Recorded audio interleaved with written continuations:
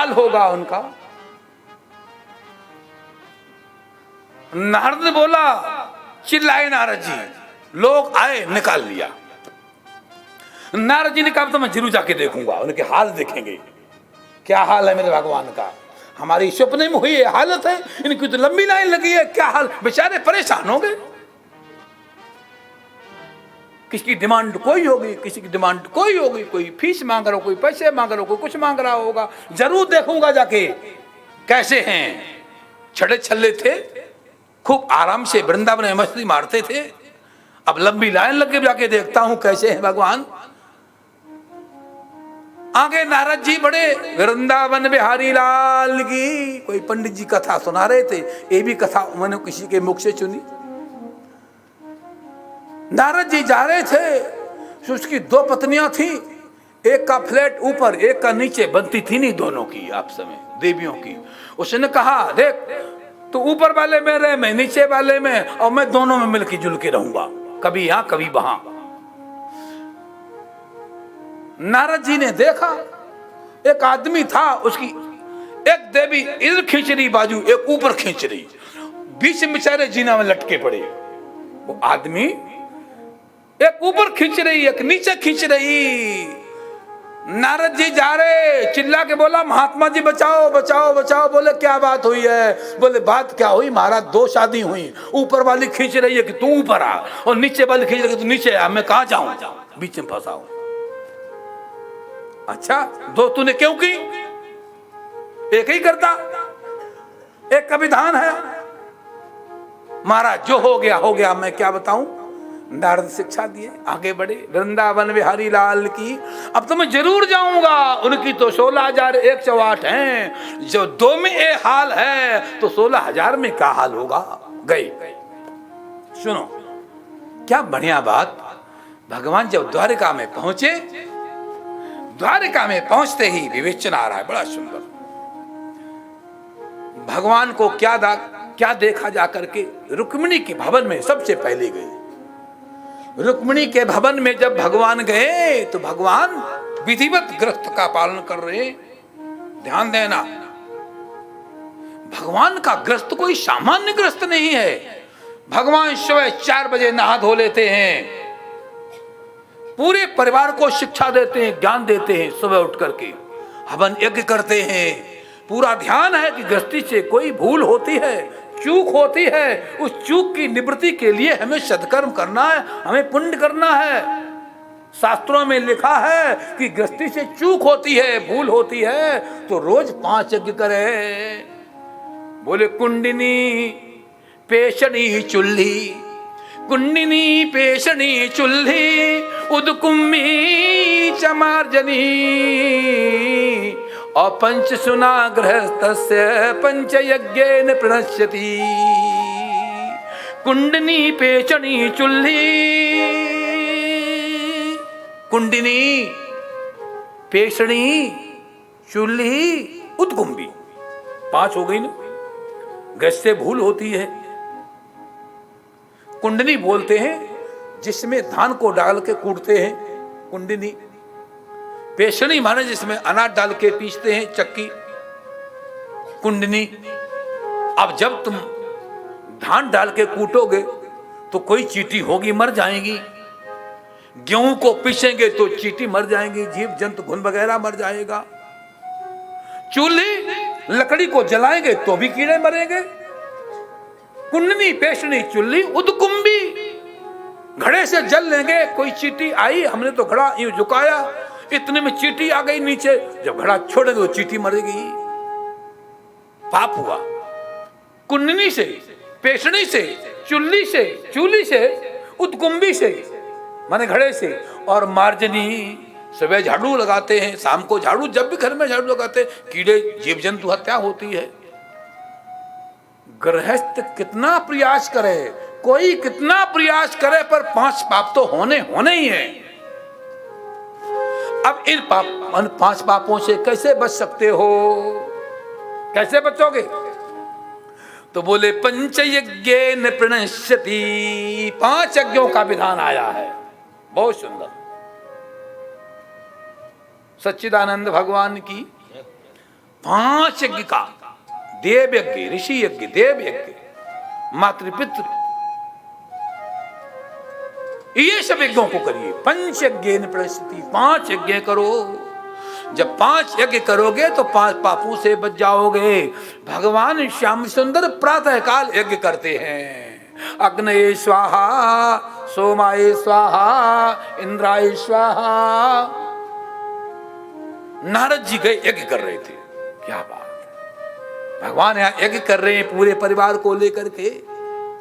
रुक्मिणी के परिवार को लेकर शादी कर रहे। बोले मन में सोचा यहाँ तो यज्ञ चल रहा है, पर बेचारी वो अकेली बैठी होगी। थोड़ी देर में दूसरे घर में गए तो वहां पर भगवान श्याम सुंदर अभिषेक कर रहे थे भोले बाबा का। अच्छा, ये तो वहां थे अभिषेक कर रहे हैं। तीसरी जगह सोचा वहां तो निश्चित बात है, ये तो बगल में कोई बना रखा होगा, तो वहां से यहां घुस गए होंगे। पर ऐसा विवेचन भागवत तो नहीं आता। भागवत विवेचन आ रहा है कि हर बंगला अलग अलग था, हर बंगला अलग अलग था। नारद सोचे कोई घुस के आगे होंगे। वो तीसरी निश्चित परेशान होगी। जब तीसरे में प्रवेश किए तो उद्धव जी से सत्संग चल रहा था। उद्धव जी से 4, 5, 10 घरों में गए।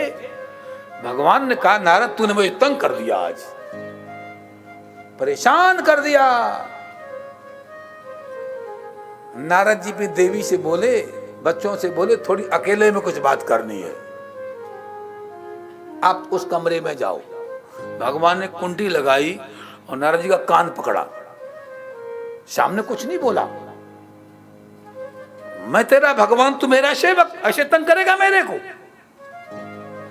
कहा महाराज एक जिज्ञासा थी, इच्छा थी, तो इसलिए मैंने ऐसा किया है। अब ठीक है, अब देख लेना सब ठीक ठाक चल रहा है मेरा परिवार। बोले आपका परिवार महाराज इतना अच्छा चल रहा है महाराज, 16,108 हैं। हर घर में कितनी खुशहाली है, कितना आनंद है। कोई देवी परेशान नहीं, कोई बच्चा परेशान नहीं, सभी पढ़ रहे हैं, लिख रहे हैं, सभी का जीवन बहुत अच्छा चल रहा है, बहुत अच्छा चल रहा है। मैं समझता हूं कि आपका भी घर ऐसा ही चल रहा होगा, और नहीं चल रहा है तो भगवान से प्रार्थना करता हूं ईश्वर के आशीर्वाद से भगवान कृष्ण के जैसा आपका गृहस्थ बने और खूब फलो फूलो, स्वस्थ प्रसन्न रहो, ऐसी मेरी मंगल कामनाएं। बोलो कृष्ण कन्हैया लाल की जय। जय श्री राधे श्याम। मैंने आपको भगवान कृष्ण की गृहस्थ लीला को सुनाया है। अब मैं आपको एक और थोड़ी सी बात सुनाऊंगा, उसके बाद प्रयास करूंगा आगे बढ़ने का। बोलो वृंदावन बिहारी लाल की। एक छोटी सी धुनी बोलो। जय जय गोपाला गोपाला, मुरली मनोहर नंद लाला। जय जय गोपाला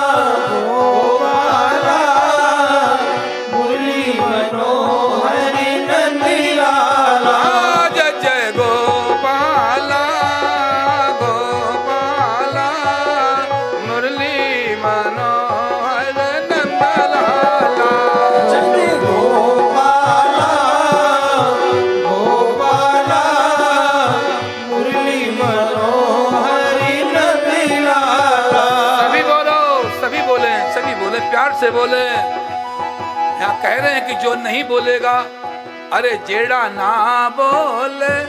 मैं पंजाब में जाता हूँ, है बहन, आपने कहा था ना, अरे जेड़ा ना बोले, जेड़ा ना बोले ओदा मन काला। जेड़ा बोले, जेड़ा ना बोले उसका मन काला।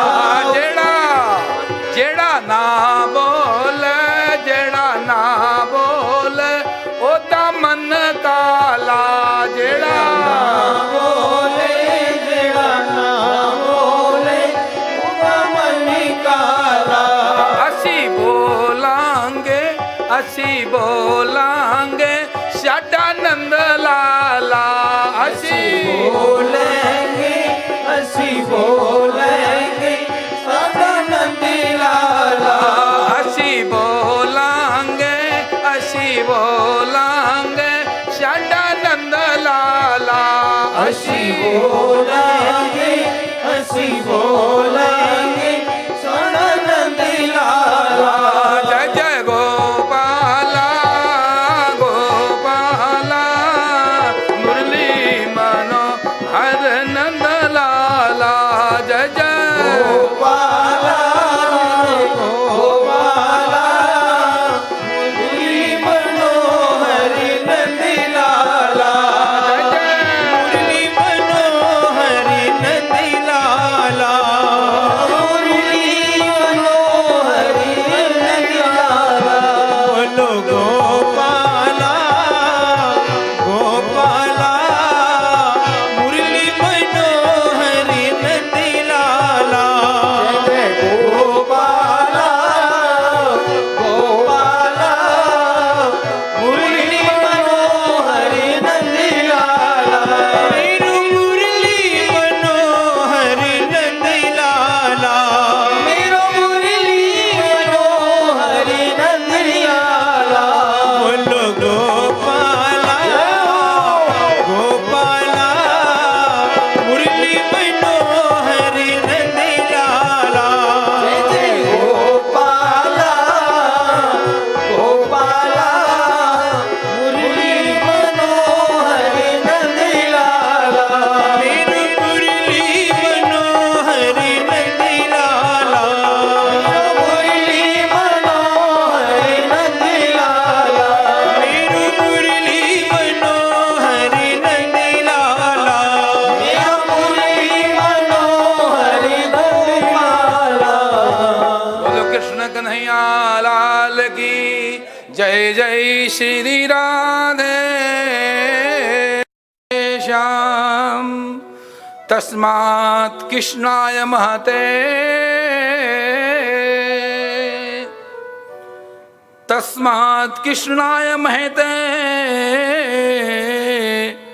दीयतां परमार्णम्, एवं च सर्वभूतानां आत्मानं च हरणं भवेत्।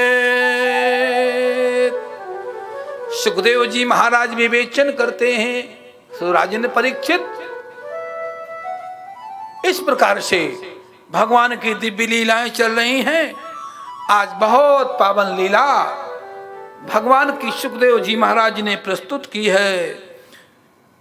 ऋषि महर्षि योगी अमलात्मा महात्मा अनेक हस्तिनापुर में आए हुए हैं। राजगद्दी के मिलने के बाद ध्यान देना, राजा को राजगद्दी, युधिष्ठिर राजा को राजगद्दी मिलने के बाद मन में आया, ध्यान देना,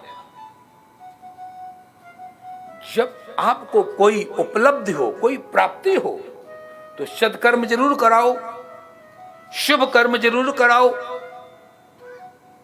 यहां विवेचन आ रहा है। इसको युधिष्ठिर को राजगद्दी मिली, भगवान से प्रार्थना की कि प्रभु मेरी इच्छा है यज्ञ करने की, हम राजसूय यज्ञ करेंगे, राजसूय यज्ञ करेंगे। देखो, राजा का कर्तव्य है, राजा का दायित्व है, व्यवस्था को अच्छी बना के रखे, व्यवस्था व्यवस्थित होनी चाहिए। यदि राजा के राज्य में व्यवस्था स्वस्थ नहीं है, व्यवस्था अच्छी नहीं है, भगवान कृष्ण के अभी प्रसंग को आप सुन रहे थे, व्यवस्था अच्छी क्यों है, किस लिए है? इसलिए व्यवस्था अच्छी है कि जो राजा धर्म को नहीं छोड़ता है, ध्यान देना, जो राजा धर्म को नहीं छोड़ता है, वो राजा धर्म को लेकर के, विशेष महत्वपूर्ण बात, वो राजा धर्म को लेकर के नीति के साथ जोड़ देता है। वो राजा धर्म को लेकर के राजनीति के धर्म नीति को राजनीति के साथ में जोड़ देता है। जब धर्म नीति राजनीति दोनों एक हो जाती हैं, जब धर्म नीति राजनीति एक मंच पर पहुंच जाती हैं, जब धर्म नेता और राजनेता एक मंच पर पहुंच जाते हैं, महत्वपूर्ण बात है, सुनना बेटा प्रकाश, जब राजनेता और धर्म नेता एक मंच पर पहुंच जाते हैं फिर क्या होता है? पहले तो आवश्यक बात है, जरूरी बात है कि कभी भी एक हाथ से ताली नहीं बजती है। धर्म नीति और राजनीति ये दो हाथ हैं। ताली बजाना है तो दोनों को इकट्ठा होना पड़ेगा, दोनों हाथ मिलेंगे तो ताली बजेगी, वरना ताली। राजनीति धर्म नीति दोनों आवश्यक हैं, इनका सामंजस्य होना, इन दोनों का सामंजस्य होना, और दोनों का सामंजस्य ही राजकारण है। क्या समझे? राज्य व्यवस्था है, दोनों का सामंजस्य एकीकरण होना ही राज्य व्यवस्था है। जिस राजा के राज्य में नीति अलग होगी, धर्म अलग होगा, कभी वहां पर प्रजा सुखी नहीं हो सकती है। आप त्रेता को देखें, त्रेता को देखिए, त्रेता पर एक झांकी डालो त्रेता युग में, तो त्रेता युग का नियम था हर राजा, प्रत्येक राजा धर्म गुरुओं से जुड़ा होता था, धर्म गुरु उन्हें धर्म की शिक्षा देता था, और धर्म को लेकर के नीति से भागते थे, नीति से जोड़ते थे। जब धर्म नीति राजनीति जुड़ जाती थी तो उस राज्य की व्यवस्था, उसका राज्यकरण बहुत अच्छा चलता था। राम को देखें, त्रेता युग में दशरथ जी के पास गए हैं, दशरथ जी गुरु वशिष्ठ के पास गए हैं, धर्म को सीखा है। द्वापर को देखिए, कृष्ण भगवान गुरु संदीपनी के पास गए हैं और गुरु संदीपनी से धर्म को सीखा है, और धर्म को सीख करके नीति से जोड़ा है, व्यवस्था बहुत अच्छी। कृष्ण का राजकरण, राज्य व्यवस्था बहुत अच्छी है, राम जी की राज्य व्यवस्था बहुत अच्छी है, दशरथ जी की राज्य व्यवस्था बहुत अच्छी है। ध्यान देना, राज्य व्यवस्था में एक बहुत अच्छा शब्द बोलने जा रहा हूं, सुन ध्यान से सुनना।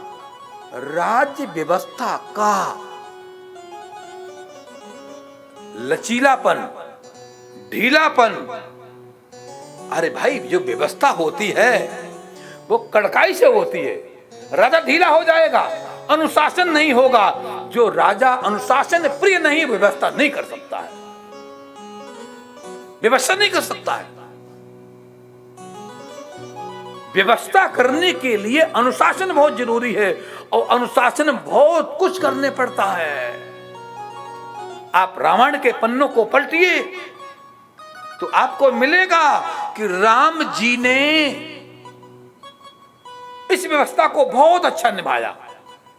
कई बार ध्यान देना, कई बार वो बात परिवार के विरुद्ध होती है, अपने विरुद्ध होती है, परिवारिक जनों के प्रतिकूल है, लेकिन जो राजा न्यायी है, न्यायार्थ अपने बंधु को भी दंड देना धर्म है, ये नीति है। ये दोनों का सामंजस्य है, ये दोनों का यदि राजा ये विचार नहीं करेगा तो व्यवस्था नहीं दे सकता है।